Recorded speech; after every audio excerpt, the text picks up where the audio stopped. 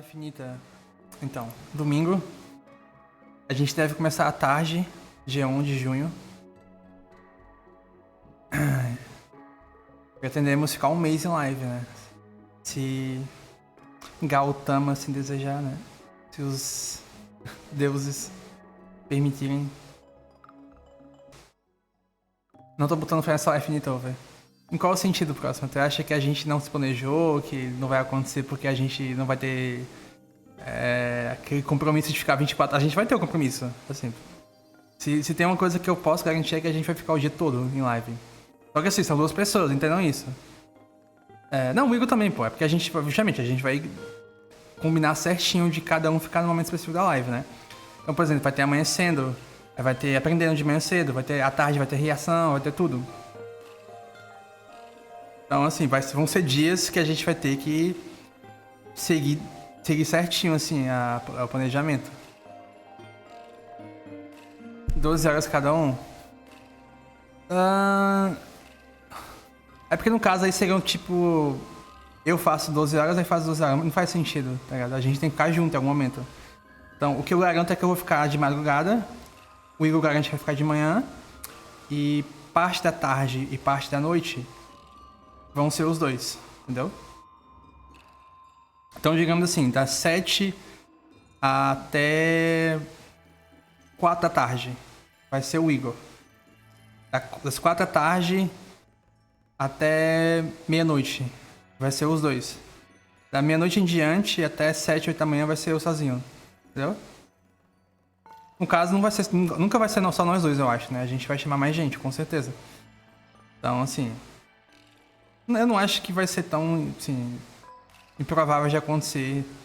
De, tipo... Tanto eu quanto o Hugo, a gente não se comprometer a ficar o dia todo aqui, né? Vai perder anos de vida sem dormir à noite. Mano, isso é o que um CLT básico também perde, tá ligado? Só que ele não é porra nenhuma. A virilidade espiritual no budismo e sua docilização pelos ocidentais. Vamos lá. Let's go.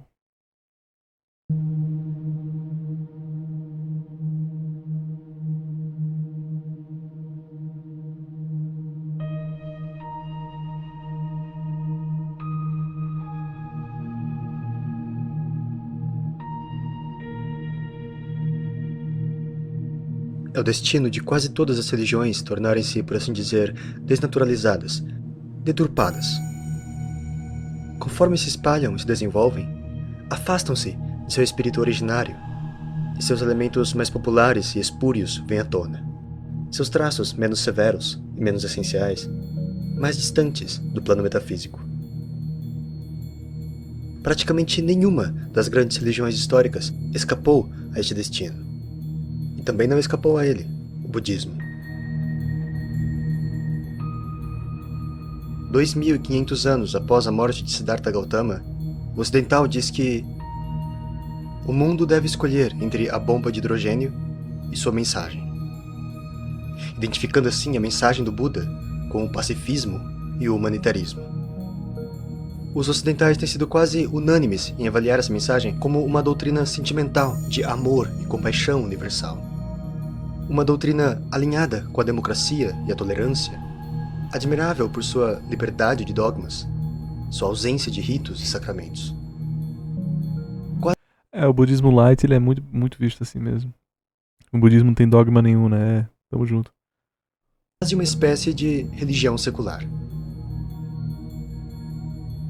É verdade que essas distorções apareceram muito cedo na história do budismo.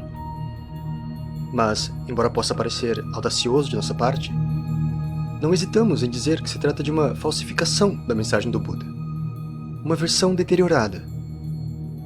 Não como a original, adaptada aos homens viris, de pé e com a cabeça erguida, mas para homens cansados, em busca de fuga e alívio espiritual, para os quais a lei e a disciplina de uma religião positiva são muito severas. Se o budismo, tomado em suas formas originais, não pode ser chamado uma religião, é porque se encontra originariamente acima do que se entende como religião exotérica. Ele tem um caráter preeminentemente iniciático e esotérico, E, portanto, ao contrário da religião exotérica, só é acessível a poucos, a um grupo seleto. De devoção, né? Não é de segregatório, né? Setorialista. Não, o budismo não é setorialista. Mas ele tá comentando aqui justamente de você abertamente ir se comunhar, né? Então, tipo, é exotérico e esotérico. Ele não é, portanto, como uma estrada aberta e larga, como se supõe na denominação Mahayana, mas um caminho estreito, reservado a uma minoria. O grande problema de você ter o Évola como fonte primária é justamente esse. De que, poxa, vai contra esses pensamentos, eles se entrelaçam, porque tá errado essa posição aqui. O Tathagata, ele fala justamente sobre o Buda interior de todos nós. Tathagata era como o Shakyamuni Buddha falava, né? Todos nós temos um momento para nos despertar. Então, tipo, é inevitável.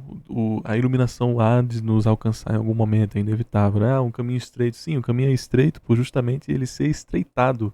Os professores que nos levam a esse caminho, eles são muito tortuosos e vai demorar para que nós chegamos nele. Mas isso não quer dizer que seja só para esse grupo, o resto morra. Não é assim. Porque não existe resto. Somos um só.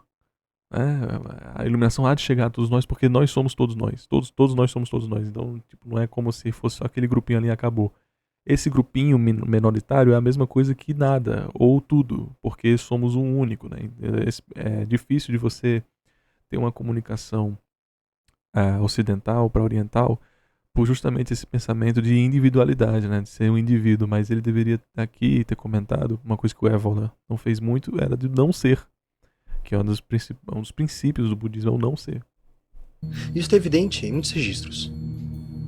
Quando o príncipe Siddhartha teve a revelação da verdade do caminho, resolveu não ensiná-lo, não espalhá-lo. E somente pela intercessão de certas divindades, como Brahma, foi enfim persuadido a fazê-lo. Aqueles qualificados para receber a doutrina são chamados de Arya, os nobres. Buda se opôs a aceitar a admissão de mulheres na ordem. E aqueles que gostam... Por um tempo. Depois,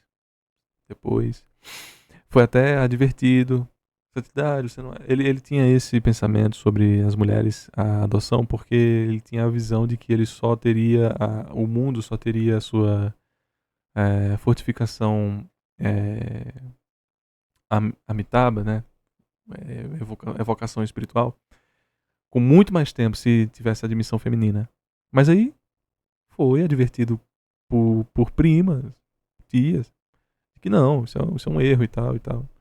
Eu me esqueci o nome agora, gente, porque é justamente Mahapratinta, são nomes muito extensos, né? Isso tá de madrugada. Mas ele foi advertido enquanto vida. O Shakyamuni Buda foi advertido e ele disse, certo, tá certo, é verdade, tal e tal. Ele modificou essa forma de pensamento, aderir a esse golpe é errado. R$13,50. Não Anime faz. algo corrosivo para a sociedade. Se for aquele vídeo daquele cara, vou até dar uma pausa aqui. Eu me perdi um pouco aqui, mas é a questão, eu não sei o que é que ele vai falar aqui posteriormente. Existe o termo ocidental de santificação, né? Foi santificado e tal, foi canonizado. No budismo não tem santificação, mas tem justamente de você ter atingido ou não, né? O nirvana. Pronto. Muitas mulheres, redigidamente pelo pleito, foi dito como dos cânones, vamos dizer assim, né? Do Tripitaka. Foi dito que elas dirigiram o estágio. Pô, até a mulher que pariu o Buda tem. A questão que gente, desculpa a todos os budistas aí que eu tô cansado, esqueci o nome. Eu acho que eu vou até ficar calado aqui pra não parecer um maluco. gostam de ver em sua atitude... Isso aqui foi sacanagem, eu devia ter dado uma uma pesquisada anterior pra não pagar esse mico aqui, desculpa. Crítica com relação ao sistema de castas, ou mais especificamente, a casta já corrompida dos Brahmanes, a evidência de um espírito igualitarista e universalista, não poderiam estar mais errados.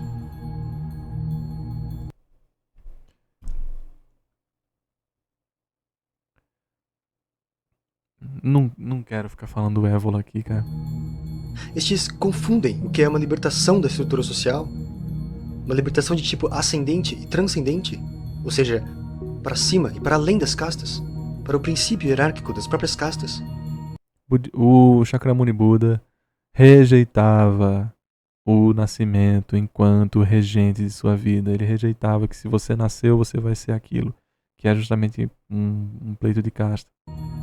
Com uma falsa libertação de tipo descendente, ou seja, para baixo, para fora do raio de atuação do princípio hierárquico, com uma dissolução no pré-hierárquico, no amorfo. Ora, Buda manteve, por exemplo, a designação de Brahmane, porém opondo ao verdadeiro Brahmane os falsos Brahmanes. Uma afirmação do princípio hierárquico, portanto, não uma negação deste. Se ao falar do budismo, pode-se falar de universalismo, trata-se então do universalismo dos picos, não o universalismo promíscuo da base. A redução do budismo a meros ensinamentos morais parece o cúmulo do absurdo para quem se lembra da parábola canônica da jangada. Em nenhuma tradição espiritual, mais do que no budismo, é tão fortemente enfatizado o caráter puramente instrumental e provisório da moralidade.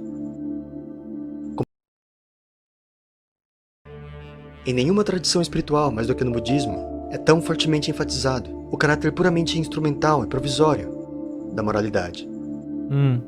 Como se sabe, todo o corpo de regras morais, como o bem e o mal, Dhamma e Adhamma, foi comparado pelo Buda a uma jangada que é construída para cruzar um rio, mas que seria ridículo arrastar consigo na outra margem quando a travessia já se concluiu. Ao contrário de uma moralidade absoluta ou de um imperativo categórico kantiano, a moral de Buda tem valor apenas instrumental. Milarepa teria dito: É que Milarepa vai citar, mas é que instrumental é uma palavra que hoje carrega muitos signos, né? Mas é a questão de que se você não tem o sofrimento, Durkha não é a verdade do sofrimento.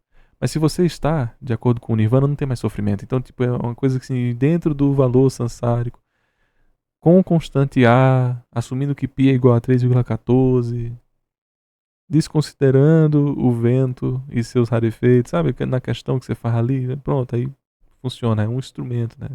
Em minha juventude, cometi alguns atos negros. Na minha maturidade, cometi alguns atos brancos. Mas agora rejeitei todas as distinções entre o negro e o branco.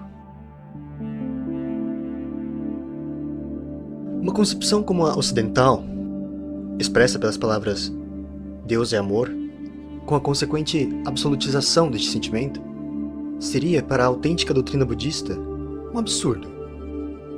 O amor e a compaixão são meros detalhes acessórios da obra que visa a libertação. Um alargamento ou abertura de alma que pode favorecer, em alguns casos, a ruptura de nível e o súbito lampejo de iluminação. Fora deste valor instrumental, o amor e a compaixão revelam-se como empecilhos, formas de apego, das quais o aspirante deve se livrar. Tem que ter cuidado com essa forma de observação, né? Como se fossem coisas negativas, não é empecilhos. São professores, são formas de ensinar. Negativamente, positivamente, você está aprendendo. Você tem como se desgarrar ou se apegar. Justamente, o apego, ele é uma das maiores forças de motivação. Não é negar o apego, porque você nunca vai aprender se você é restringido a ele. É superar o apego, né?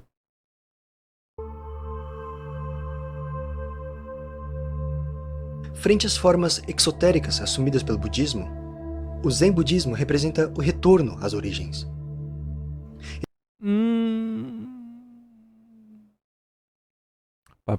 Papinho. Não, cara. Com todo respeito a quem é zen budista, não, o zen budismo não é o retorno às origens do budismo. Essa forma fajuta de assumir que a coisa é o retorno do origem do budismo, isso não funciona, tá? Porque se você for para as várias escolas do Vajrayana, elas também dizem ser um dos valores primais. E outras dizem que são um dos valores evoluídos e desenvolvidos do Mahayana. O Shiravakayana, ele se diz extremamente metódico, porque é o budismo mais límpido dentre os seus ensinamentos. Que são as escrituras nikayas, né? Tá. Essa não seria a forma mais... É porque dificilmente as pessoas conhecem outro tipo de budismo, né? As pessoas assumem budismo e assumem zen budismo. Dificilmente no vocabulário popular tem outro budismo, né? E eu acho entendível, beleza. Eu não sou contra o zen budismo. Só tô sendo contra o papinho. Esse papinho, né? A escola Koan, que é uma das representantes do zen budismo, até onde eu me recordo, eu posso estar errado, mas eu lembro que é. Ela tem essa vontade democratizadora do budismo, né? De tentar sempre trazer mais e mais aderidos. E eu acho que foi ela que perpetuou essa parada de não, isso aqui é o mais límpido, o mais puro dos budismos, né? Então... Ele foi para o budismo o que o próprio budismo havia sido para o brahmanismo degradado. Nossa. Que golpe é esse, cara? Aonde que o... Gente, ó, é por isso que eu não gosto de responder esses vídeos de budismo sem estudar antes, que eu poderia dar uma resposta clara aqui. Às vezes, eu entendo quando algumas pessoas falam que eu tô só palpitando, que eu tô só, né, balbuciando respostas. Porque justamente são memórias que ficam atravancadas na minha cabeça, as sinapses ficam colidindo entre elas, e eu jogo aqui porque é uma reação, eu estou reagindo ao vídeo. Aí quando vem um assunto desse que pra mim é importantérrimo, eu percebo esse momento que, tipo, eu deveria estar aqui dando a de Thiago Braga, né? Trazendo várias das fontes pra não parecer um maluco. Falando do pirim-pim-pim, né? Da varinha de condão. Infelizmente eu vou ficar devendo essa, mas esse vídeo aqui não tem forma de resposta ou nada desse tipo. Mas não me surpreenderia se eu tivesse a vontade de falar sobre essa falácia de origem do budismo. Né? Origem, nossa, isso aqui volta à origem do budismo, blá blá blá. Pô, se o budismo aceita não, né? Se o budismo realiza que existem 28 Budas antes do Shakyamuni Buda, e que um deles viveu mais de 100 mil anos, em valores terrenos, são coisas assim inimagináveis para alguém que vai dizer que isso aqui é a origem do budismo. Poxa, o que é a origem do budismo para o Dinkara? Dinkara, acertei, gente? Desculpa aí. Mas enfim. Resposta, né? Fazer resposta. É um problema, porque eu me sinto pequeno. Eu me sinto pequeno nesses momentos, porque eu queria ter na mão como falar a resposta pra esse cara sem esse meu sono nas minhas olheiras. E a resposta na minha mão, né? Errar nome no budismo eu fico um pouco preocupado comigo mesmo, tá? Eu sei, o meu próprio mestre, ele fala, Igor, deixa de decorar nome. Deixa de decorar nome, eu falo, não, eu faço questão. O Zen põe em relevo o valor essencial da iluminação. Uhum. O estado de iluminação, Nirvana, não significa um êxtase evanescente, uma fuga, ambição de uma alma cansada que busca repouso. Alma. A iluminação não é um sono que vem refrescar um ego exausto. Pelo contrário, é a vigília absoluta. É uma forma superior de liberdade e uma dimensão superior da ação. E quem disse que isso está só no Zen? O figurino humanitarista, pacifista e vegetariano do budismo é uma distorção. E, em todo caso, sua aceitação jamais poderia ser compulsória. Por que ele não rebateu isso? Por que ele não rebateu isso? O budismo, ele poderia realmente, né, trazer vários exemplos de monges guerreiros, né, de filosofias de defesa, de atitudinais. O budismo ele tem uma ampla gama de artes marciais perpetradas por budistas e justamente capilarizadas em monastérios e tal. Então, por exemplo, né, essa coisa de paz e amor, que justamente são palavras ocidentais, né? Um samurai ou um kamikaze poderia muito bem ser um budista autêntico. Em um livro em que um capelão budista descreve os dias dos japoneses condenados à morte pelos americanos, vemos muito bem como esses homens morreram sem convulsões, sem arrependimento, em perfeito estado de graça budista. Graça.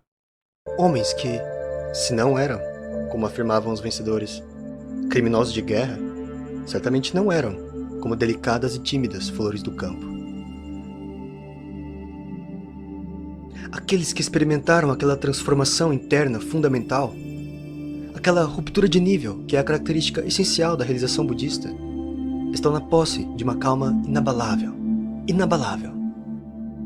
Uma certeza incomparável, que nem mesmo os tempos da bomba de hidrogênio ou outras maldades do mundo moderno podem perturbar. Uma firmeza que pode ser preservada acima de todas as tragédias e todas as destruições. Isso. Mesmo quando a parte humana e ilusória do homem está envolvida. Isso. É nessa direção, e não em outra, que está a mensagem que o budismo pode ter para os nossos dias. Eu não vou desmerecer o Évola, que eu acho que é Évola que se pronuncia, tá, gente? Eu não vou me desmerecer aqui. Mas, poxa, é tipo alguém pegar e botar o Guénon, sabe? Não é fonte primária, guys.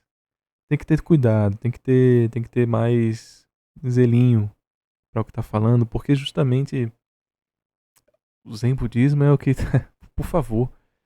Aí o exemplo que ele dá é de kamikaze. O que falta de exemplo no Vietnã, em Mianmar, na China, Sri Lanka, na Índia, de vários budistas se sacrificando também pelo ideal? O que mais tem de exemplo? É isso também. Ele deu um ar como se o Zen budismo tivesse essa característica que fosse uma superação da docilização búdica que aconteceu do Ocidente. Como se a China tivesse sido alterada, Mianmar, Sri Lanka, Índia, Taiwan, Tailândia, todos esses, Paquistão, que sofreu muito. Ele deveria ter citado o Paquistão, por exemplo. O Paquistão é uma das regiões que mais sofreu com o anti-budismo, vamos dizer assim. Tibete até hoje tem assassinato em massa de pessoas budistas. E eu falo em massa sem ser de sacanagem, tá? Sério. Parada muito séria, que é pouquíssimo divulgada. Infelizmente eu perdi até uma pessoa conhecida porque ela tentou ir contra a opressão lá no Tibete, né? Mas enfim, não vou ficar falando sobre essas coisas. Sei lá. É muito simples, mas ao mesmo tempo é um vídeo pequeno, né? Um vídeo curto. Que não tá errado. Ficar aqui desdenhando do vídeo dele é errado também. O que eu quero dizer é que eu me sinto triste por não ter em mãos as minhas armas, né? Pra poder retrucar, pra poder complementar, retificar. Isso me deixou. Eu vou cometer seppuku, guys. É isso. Quem tá aqui é budista, nos comentários, seppuku miearei. Seppuku miei? Seppuku miei. Seppuku miei. Enfim, já deu a piada, né? Vira jainista logo. Da onde? Por que eu viraria jainista? Ué, eu não concordo com uma bocada de coisa do jainismo.